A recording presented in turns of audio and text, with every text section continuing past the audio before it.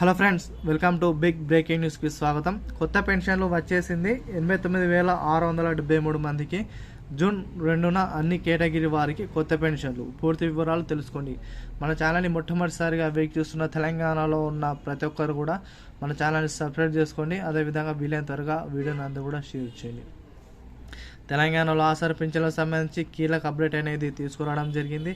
కొత్త పెన్షన్లకు సంబంధించి ఒక విషయాలు అనేది ఈ యొక్క వీడియోలో సవివరంగా, క్లుప్తంగా, కూలంకుషంగా మీకు అందించబడుతుంది. మిత్రులారా, ఎవరైతే పెన్షనర్స్ ఉన్నారో వీలైనంత త్వరగా పెన్షనర్స్కి ఒక వీడియోని అందరూ కూడా షేర్ చేయండి. లేట్ చేయకుండా వివరాలకు వెళ్ళిపోయినట్టయితే తెలంగాణలో కొత్త పెన్షన్లను రానే వచ్చింది. దాదాపు ఈ యొక్క తెలంగాణలో ఆసరా పెన్షన్ల కోసం తెలంగాణలో 4,016 రూపాయలు, 6,016 రూపాయలు వృద్ధులకు, వికలాంగులకు ఏవైతే పెన్షన్లు ఉన్నాయో ఇవన్నీ కూడా దాదాపు 89,000 నుండి 90,000 మందికి, అంటే దాదాపు 1,00,000 మంది కూడా ఈ నెలలో 25 తారీఖు వరకు అయితే పెన్షన్ ఇచ్చే యోచన ప్రభుత్వం అయితే ఆలోచన చేస్తూ ఉన్నది. అదేవిధంగా జూన్ 2వ తారీఖు తెలంగాణ ఫార్మేషన్, తెలంగాణ ఆవిర్భావ దినోత్సవం సందర్భంగా ఏదైతే అన్ని కేటగిరీ వారు ఉన్నారు, అంటే మనకు వికలాంగులైన, వితంతువులైన, అదేవిధంగా ఒంటరి మహిళల వారైనా, బీడి కార్మికులైనా, గౌడ కులస్తులకైనా ఇవన్నీ కూడా పెన్షన్ అనేది వృద్ధులకు, వికలాంగులకు ఇవన్నీ కూడా అన్ని కేటగిరీ వారికి కొత్త పెన్షన్లు అన్నీ కూడా విడుదల చేయాలని కలెక్టర్లకైతే ఆదేశాలు అయితే జారీ చేయడం జరిగింది. అయితే ఈరోజు వచ్చిన న్యూస్లో ఆధారంగా మీకైతే ఇన్ఫర్మేషన్ అనేది అందించడం జరుగుతుంది.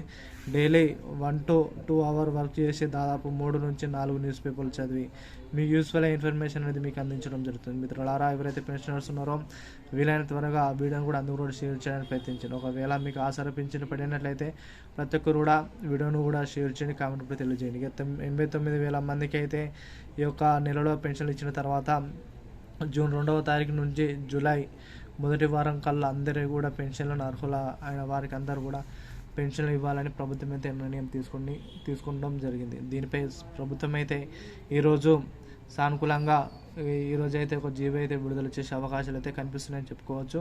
మంత్రి సీతక్క గారు, అదేవిధంగా బట్టి విక్రమార్క గారు, అదేవిధంగా మనకు చూసుకున్నట్లయితే స్పీకర్ గారు వీటిపై విషయంలో లేవనెత్తిన సందర్భంగా ప్రతిపక్ష నేతలు ఎవరైతే హరీష్ రావు, కేటీఆర్ గారు ఉన్నారో పెన్షన్లు ఎప్పుడు ఇస్తామని ఇంకా ప్రభుత్వాన్ని అయితే ప్రశ్నించడం జరిగింది. దీనికి సానుకూలంగా స్పందించి జూన్ 2వ తారీఖు నుండి పెన్షన్లను, అదేవిధంగా రాజీవ్ యువ వికాసం ఏదైతుందో రాజీవ్ యువ వికాసానికి సంబంధించిన చెక్లను కూడా పంపించేసే దిశగా ప్రభుత్వం అయితే ఆలోచన చేస్తాం.